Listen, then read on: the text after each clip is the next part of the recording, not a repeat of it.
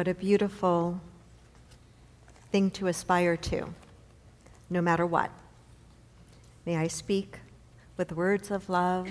May I hear with the ears of love. May I feel with a heart of love. So I was traveling again this week. I took a plane to Tampa on Monday to attend Association for Global New Thought quarterly meetings from Monday until pretty late on Thursday. Came home on Thursday evening to still a lot of boxes and things to unpack and arrange in the new home that John and I have moved into. So I knew that Friday was going to be a very packed day for John and for myself, that it would be about unpacking boxes and putting some order and organization into our home. And then I was looking forward very much to Friday evening. John and I were celebrating our 27th anniversary, or 29 if we count. Thank you. Or 29 if we count the fact that we were married almost 2 years, divorced for 7, and then remarried in 27 years on Friday. And so we finished our work in the house, probably around 4:30, 5 o'clock, and my computer goes off, and it's a FaceTime call from our 24-year-old son, Jonathan, who lives in Northern California. And it is usually we who call him, so it's always a treat when he does call us. And he was calling, and he said, hey, do you have a few minutes? Can we talk? And at first I thought, he's remembered our anniversary. He's calling to wish us a happy anniversary. And he did, but that was later in our visit. And he said to us, I just needed to talk to you. Well, anytime a parent hears that, our heart might skip a beat for a moment. And he says, I just needed to talk to you. I needed to connect with the people that I just love so very much. And I said, okay, well, we're here. And he says, you don't have the news on, do you? Well, no, we don't have our television hooked up yet. He says, you haven't been following the news, have you? We said, no. And then he proceeded to tell us what was going on in Paris, about the terrorist attacks that had happened, telling us that 129 people were dead, 300 or more were injured, with at least 100 of them critically injured, and that he just wanted to connect with family, wanted to connect with us. And so we did, and we finished our conversation and really cherished being able to be together in that moment, even in that way, though it wasn't physical. It was a sweet connection. And then John and I found our minds going to friends that we know who are French, friends that we have who live in France. We thought of you, Yvette, and wondered how our friends there were, and wondered how everyone was going to be moving through and dealing with this very, very tragic event. And then on yesterday, we had a board meeting.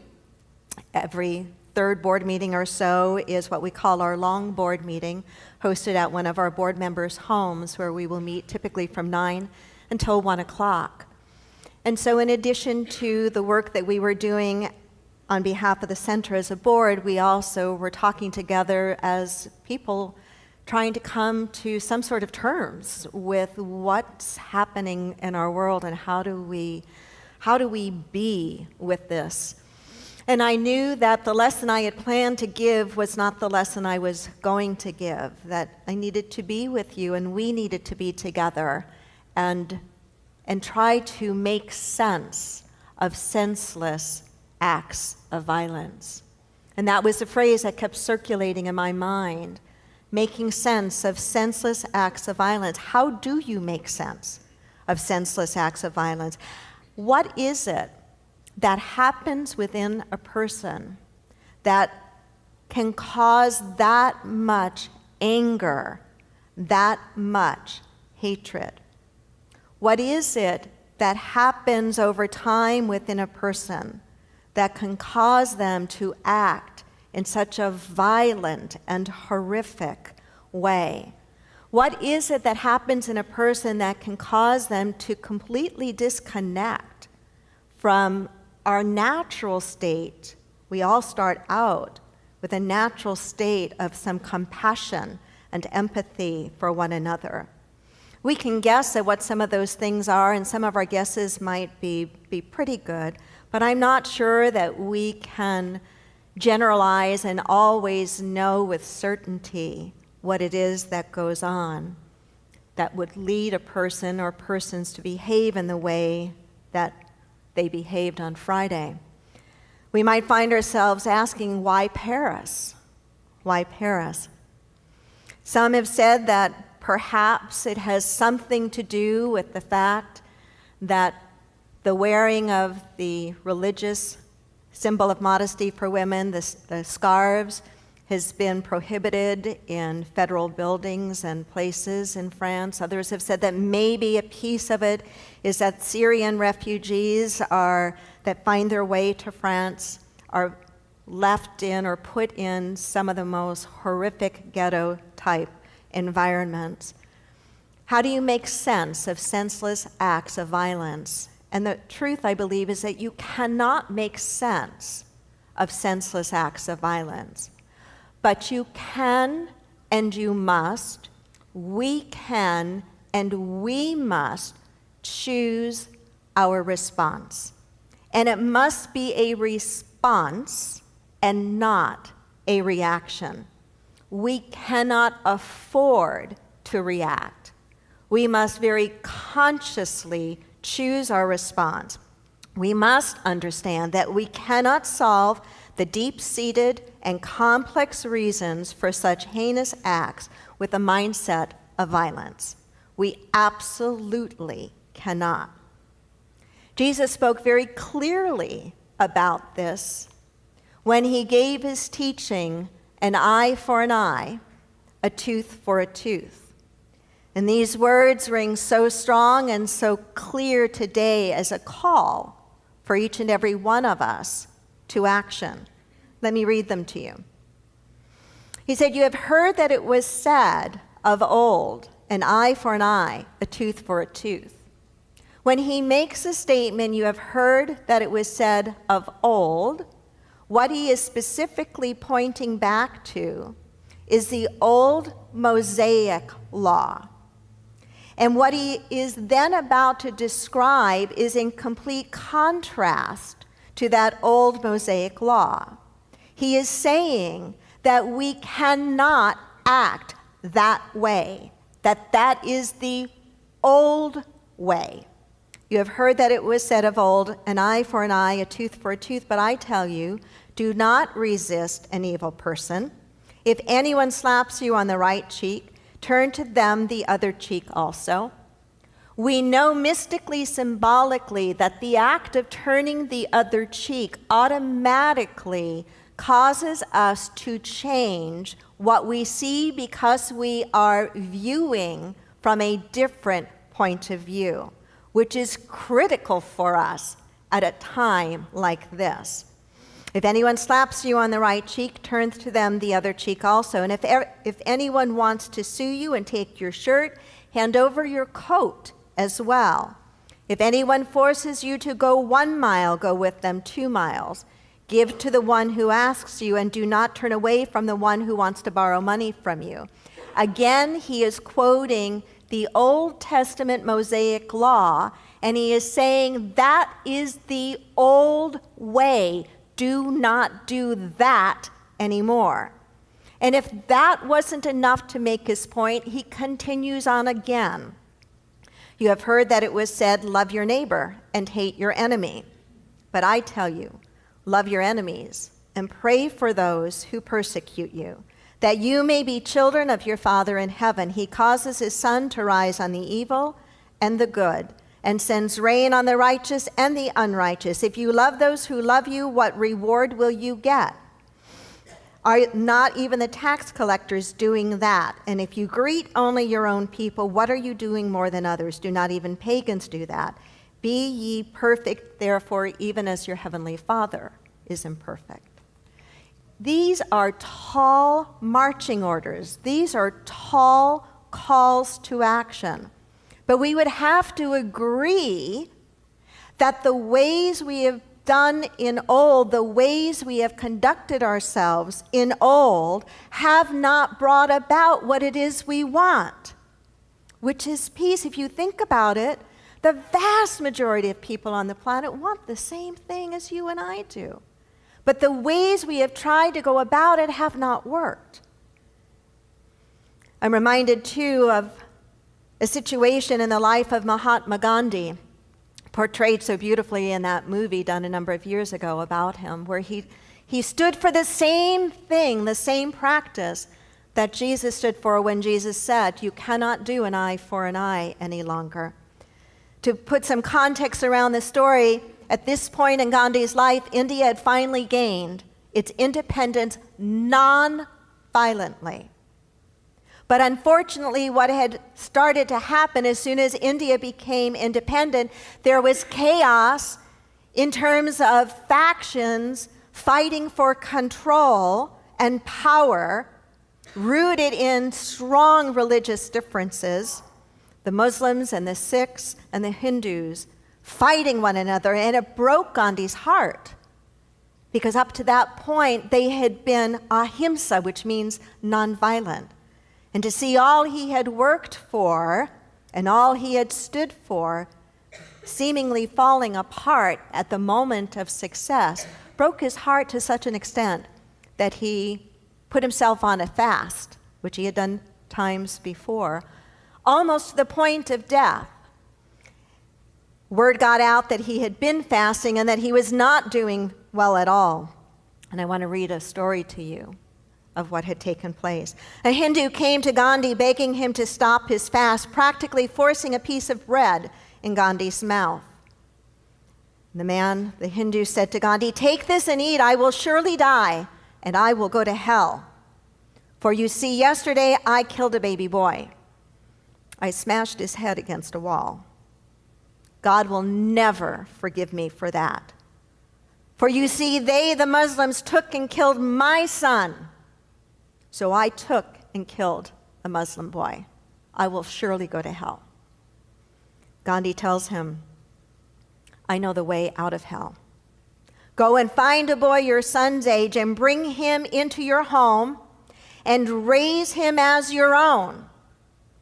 But he must be a Muslim, and he must be raised as a Muslim." Take a breath into that for a moment. Those were tall marching orders. That was a tall call to action. We as a human family have to find a way out of this violent hell some are creating. And it can't be, it won't be by going to war. For you see, there is not an easily, simply identified enemy as there have been in previous times, where if we believed in war, there might be a chance to find the enemy and do away with the enemy. But these conditions are not the same conditions today. So it won't be by going to war and fighting with the terrorists that way. And it will not be by numbing ourselves and going shopping, as you may recall we were told to do after 9/11. It's a time for active spiritual practice. It's a time for active spiritual practice. Say that with me. It's a time for active spiritual practice. It's a time for active spiritual practice. I was thinking about a lot yesterday afternoon. What would I share this morning? What would be some of the elements of active spiritual practice I would speak into and remind us to stand in and anchor ourselves to? And here are the things I want to say. Number one, it is absolutely critical as we choose our response, which is not to react, but as we choose our response, we must remember that Spirit is in this too.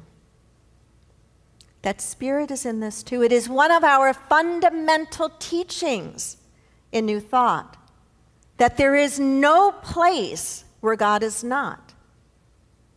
There is no situation where the energy and the presence and the power and the potential of God is not. There may be some who say, why did God let this happen? But the truth is, God didn't let this happen. We did. We did. And God can't keep this from happening. Only we can. And that's really important that we remember. As a human family, that we remember that Spirit is everywhere present. Secondly, that we cannot let anger determine our actions. Let me ask you this. When you have been really angry about something or really angry towards someone, did you do your best thinking?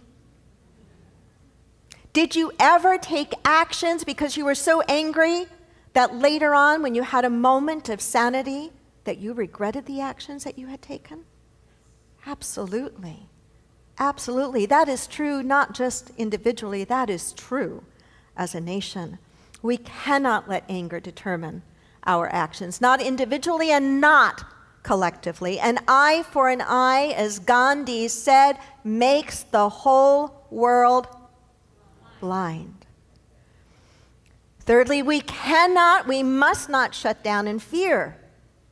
And boy, it could be easy to do. Where might they strike next? Will they strike again? What does fear cause us to do but to contract and to shrink? It is not a place of power, of spiritual power, that can correct the wrongs in the world when we shrink back in fear. I was very inspired by an interview I heard as I was driving home from the board meeting yesterday. An interview of a mother and daughter, both adults, who were somewhere in Paris near one of the attack sites donating blood. And the interviewer asked them both, "Are you not afraid? You're out here basically where it happened. Aren't you afraid?" And the adult daughter said, "No, I am not afraid." And he seemed to want to egg her on because he asked several times, both of her and her mother, "Aren't you afraid?" And I was inspired by her response. She said, "No, I am not afraid. The minute I allow myself to be afraid, they have won. I will not be afraid." And the same is true for us. We cannot allow ourselves to stay in fear. We must stay open. We must stay strong. We must trust that there is a power and a potential within us for greater good. Fourthly, we need to recognize that this is a call to action. It is a call for a new way of being, a new way of living. It is exactly what Jesus said when he said you cannot do it the old way. He was talking not only about the old actions, but the old consciousness that made those actions seem reasonable. We must work at a different level. We've already proven again and again and again that violence isn't going to get us to a place of permanent and lasting peace. When in the hell are we ever going to understand that?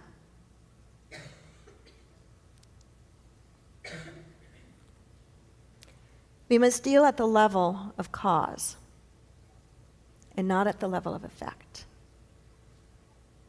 What happened in Paris is an effect, a horrible effect.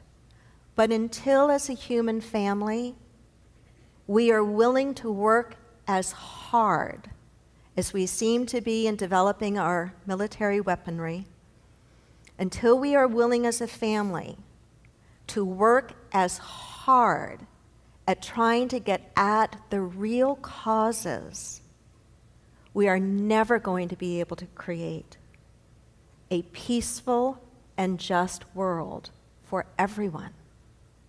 There is a piece that is circulating around the internet. Let me see if I can find the copy that was given to me.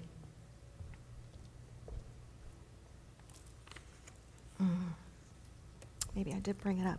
It's a piece that is basically saying that we cannot just pray, here it is, for Paris. Let me read this. It is not Paris we should pray for, it is the world. It is the world. It is a world in which Beirut, reeling from bombings only 2 days before Paris, is not covered in the press. I did not hear that. Had you heard that? A world in which a bomb goes off at a funeral in Baghdad and not one person's status update says Baghdad because not one white person died in that fire. Are you ever embarrassed to be white? I am. Pray for the world that blames a refugee crisis for a terrorist attack, that does not pause to differentiate between the attacker and the person running from the very same thing you are. Pray for a world where people walking across countries for months, their only belongings upon their backs, are told they have no place to go. Say a prayer for Paris by all means, but pray more for the world that does not have a prayer for those who no longer have a home to defend. For a world that is falling apart in all corners and not simply in the towers and cafes we find so familiar. I would not agree that the world is falling apart. And I do not agree that the world is falling apart because I absolutely know that the vast majority of us want the same thing. That it is only the tiniest fraction of the human family that behaves in this sort of way. But until we are willing, as I said a moment ago, to put might and creativity and dollars and strength and whatever it takes to try to really understand the root causes, we're not going to be able to establish the kind of peace that I know each and every one of us long for. And not just those of us in North America, not just those of us in the civilized, although sometimes we don't act very civilized, Western world, but for all of us. When the McElliots and I were in Salt Lake City just a couple of weeks ago at the Parliament of the World's Religions, among 9,500 people attending from I forget how many countries, but I know more than 50 or 60 different faiths represented.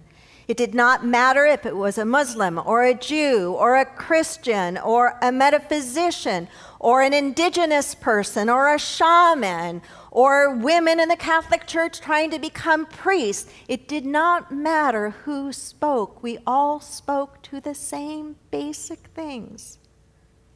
That we want peace, that we want a just world. Nobody wakes up feeling it's okay for children to die of hunger or for people to have no safe place to call home. Nobody wakes up that way. As His Holiness the Dalai Lama says over and over and over again, we all do want the same basic things. So this is a call for action. It's a call for action. What does that mean to you and me sitting on this side of the pond? It means that we anchor ourselves in the spiritual truths that we know. It means that we watch how we talk about this to others. That we do not demonize people, though we need to shine a light on the horrible acts that sometimes people do and get at the cause and correct them. It means that we know that culture changes and attitudes change with consciousness and with conversation. So we watch the words that we speak. And we look deeply inside of ourselves for any of those places within us that we marginalize others or that we fall asleep or that we think it's okay to think ill of this group of people or that group of people. It means that when we see a woman walking through Costco or Trader Joe's wearing her headscarf, that we say hello. that we do not recoil in fear. It means that we stand up for Black Lives Matter. It means that we recognize the power and the voice that we have, and that part of living our spiritual truth is having the courage to not just live it in the safety of this place with people who already think like you do and I do, but to be the voice for that out there, coming from a clarity of consciousness and a heart rooted in compassion. Namaste.